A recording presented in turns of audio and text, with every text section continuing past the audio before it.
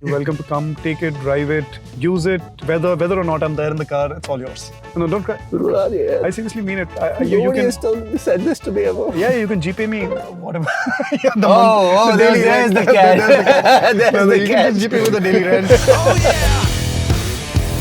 But I think this car will always remind me कि अगर आप पैर फैलाओ तो चादर लंबी होती चली जाती है. Going through my head like a jet plane, going with the lights on. Turns out it started with a fight tonight. See me in the car going right to your door. Welcome to yet another episode of History on Wheels, and today we have the Jaguar XF. Beautiful looking car, but more than that, we have the handsome Ravie Dubey with us. How are you doing, Ravi? The proud owner. Good to meet you. Good. Of this beautiful car, the Jaguar XF series. And I've been waiting to do this for quite some time. Is it? The two reasons. This car that he owns, and he also owns the BMW X7. That's right. I was considering if we should do the video, and I wanted to. But since the car's only been relevant for 2 years, we can't really feature that car. We will show the car, maybe in the video. But right now, this is the talk of the town. And there's a reason why even he chose this also, one. Yeah, because he also has an Audi. But then there's a reason why we're doing this for the XF. Absolutely. This is your first car. But yes, the first car that I bought would be this one. Wow. And there's some sentimental value to it as well.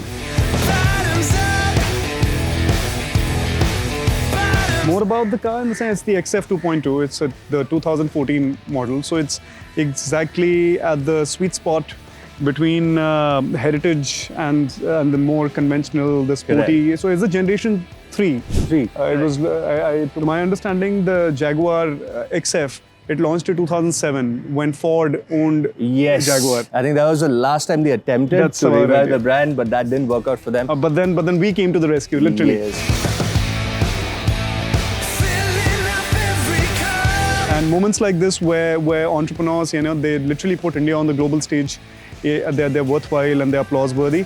So when Tata took over, and I think the profits began to go up, numbers began to go up, and also cars began to become better. Jaguars, for the most of the time, had a reputation of not being reliable, though they were good-looking cars.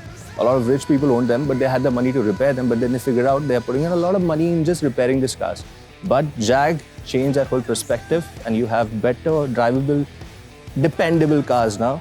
And you've had this since 2014, Gen 3. So, any issues with the car so far? No. I think it's absolutely stunning. And it's got this whole classic vibe to it that I personally really like. And not just in cars. Overall, I think I'm a fan and admirer of things that are slightly retro. So this, because of the coupe design that it has, and the fact that even the interiors, when we get inside, they're really minimal. As compared to... And there are a lot of things that we'll show around in this car, which the new variation doesn't have, which, you are really lucky to have this variation because the new variation doesn't have it. And I'm glad that you're still holding on to this car. I intend to. Is because the modern versions don't have a lot of things which your car has going on for them, which gives it that distinctive Jaguar feel.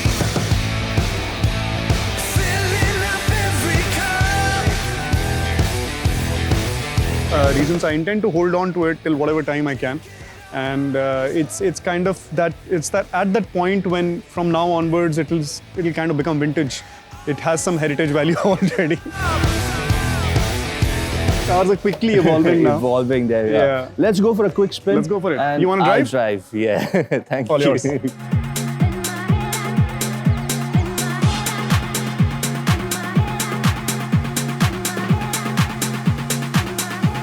Now that we are in your car, firstly, thank you so much for letting me drive this. It's an absolute pleasure. She's all yours for now.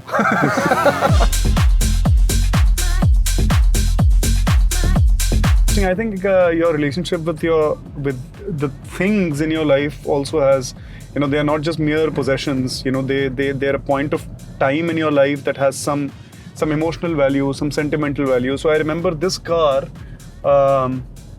When we purchased it, this was actually a gift to my wife, Sargun. So that was the first year of our marriage. Oh. And we got married in 2013, December. And it was Sargun's first birthday after, us getting married. So I really wanted to kind of make it special. I felt that, let's go for, a nice gift. And I felt, what better than a car? And then what better than a Jaguar? Because I feel that as when compared with most of the other premium brands, Jaguar still has a certain exclusivity on road. It had at the time, and definitely it kind of has till date. It looked and felt classic at the time. This version of it still does. The Jaguar has facelifted and a lot has changed. It's become sportier and spunkier and sharper and all of that. But I think what it is lost on is that this. That is to appeal to the younger audience. But they shouldn't. They shouldn't. I don't know. I mean, I'm a fan of its classic aesthetic, and not just on the outside, on the inside as well. So, but it's like you can see, the cockpit, as they call it, is very minimal. The gears are inside till the time you actually press a button, it comes up. So you're not looking at a whole lot of jing bang as you enter the car, and there is just this small little screen, these vents which are closed, the gear which is down. You've got a lot of room for yourself and your thoughts when you're driving. So the gear shifter, like I've mentioned this before, right?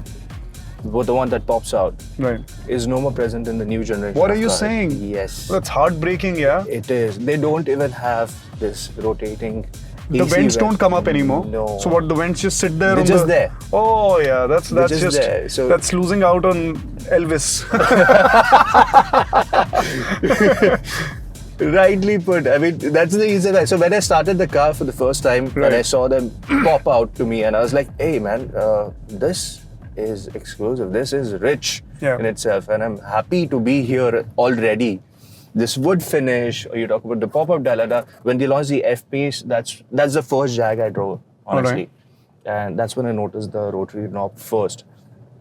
So when I saw that and the new generation didn't have it, I was like, hey man, they missed out on so many good things.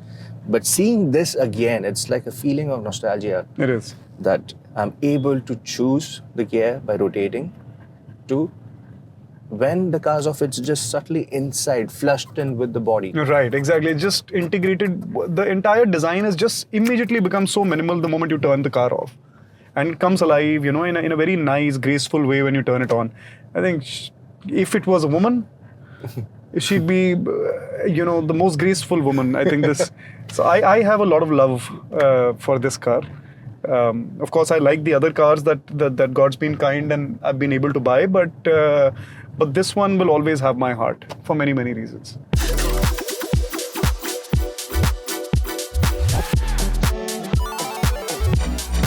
Talking about the evolution, the first generation model, which we haven't seen in India, which was by Ford, it was the last attempt by Ford to try and put out a car in the market from Jag, because they were losing the first money. Generation, the 2007 one. Yes, the 2007. And honestly, that could have been a good success for them. But the problem that they did was they did not work on the platform. I think, okay. Yeah, the S platform. Yes, the S platform. That was completely homegrown for them. Yeah, pretty much a failure. Yeah, and the S generation cars for them were any which way is not working. But then they just want to put out something like, okay, we have a new car. They tried it and they failed. And when that product failed, is when they started to look out for buyers for Jag. Ford started to look out. And then that's the whole story that we know about Tata and Ford. An Indian came to the rescue. Yes. The Tatas came to the rescue. And that's an added, pride that this premium car that you're buying, that stands, with all its might alongside something like a Mercedes or a Beamer or an Audi or various other cars, one brand is owned entirely by an Indian company, yes. Yep. I mean, this is a proud heritage here. Yeah, it is. You have Mercedes S-Class, you have the BMW 7 Series of cars. But when you see an XJL out on the road, oh my God, you either relate it to a guy who understands cars very differently and luxury. Luxury. It's like the Maybach. It's not like the S-Class. It's like the Maybach version of Jaguar. No, but that's what. So all of these cars will look very alike, and you will not tend to look at an S-Class that much. Right. If there's an auto person like me or the people who understand car, they'll look at, that's an S-Class. Yeah. But you see a Jag on the road, like right now when we are roaming around. Hardly any Jags. How? No, but which is what makes it exclusive. Who's this car? Yeah. Or what's this car? It's a Jag. It's like that. that sort of recollection that people have in mind, because even before BMWs and Audis came in, we had a lot of people who would import these cars. Right. So Jags are more prominently present there. Also, if you see in Hollywood movies that we watch, Jags are. yes, You know, there's this whole. Jags have a very different sort of a league that they put in.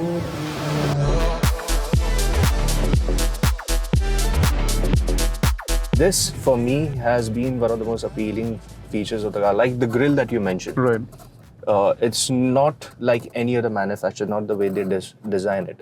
It's set apart from your main bonnet and your front bumper. It sits inside, giving it that distinguished Depth. and depth, like you said. Because for the brand, when Jaguars, when they were first designing these cars, so they wanted that to be the first thing that people look at. Because round headlights, the double round headlights that they had before, Right. other manufacturers were doing that as well. Mercedes was doing that. Yeah, I remember the old BMW was E-Class. doing yes, they were doing it. But Jag was like, "Okay, if I want to do that. We'll create a new grille altogether, and that will be one of the most looked at thing, and it is." और ये जो जाली वाली जो grill है ना, जैसे Bentley में है और इसका एक old school charm है. मतलब which is something that you kind of like looking at it. You think that you're transported into some old time, and yeah. It's कैसे होता हुआ है? It's like वो एक चीज रहती है आपके लाइफ में जिसको आप जितनी भी बार देखो आप बोर नहीं होते हैं. बिल्कुल बिल्कुल. It's got that everlasting sort of a lust look to it. Yeah, it does. This It is does. that. Lo que sea contigo, aunque tú me veas solo como amigo. Yeah, no solo quiero pa' eso. Yeah, no solamente pa' I think I have this thing for the name of the brand, you know, amigo. Yeah, estoy loco. versus something that just sounds technical and has less depth. You know, I mean, it's a Jaguar really paints a picture. Que nadie te tratará como yo. You know, the name of the car really paints a picture. You know, you're seeing some aggressive nature to it. You're seeing pace. You're seeing this agility. You're seeing this shape and muscle. You know, it really paints a picture when you hear a word. So, which is why I kind of like this. Mi semana todo le encuentra sentido. And to summarize, I think it's every time I hold the steering of this car, I'm transported back to 2014, and how our life actually kind of began to move forward. You know, so it's a lucky car in that sense. Yeah, I really love it. I really love it. I truly appreciate it. Lo que sea contigo, aunque tú me veas solo como amigo. Yeah. This has been great. I'm really glad I was able to meet you and do this. We haven't had much time, but this has really been nice, and thank you for letting me drive this lovely piece of heritage here. It's really, for me, it's brought back a lot of my old memories and why I got into doing what I'm doing right now. So thank I'm you so happy much. you came, and I'm sure she feels appreciated today. And I'll GP you eventually in probably AMS, Yeah, but I'll so still the- take the car for some time. You're welcome to take it. Jokes apart, you're welcome to take it whenever you want. Done, sir. Thank you. Nos quitamos eso de mí. Cupido, mi semana todo le encuentra sentido.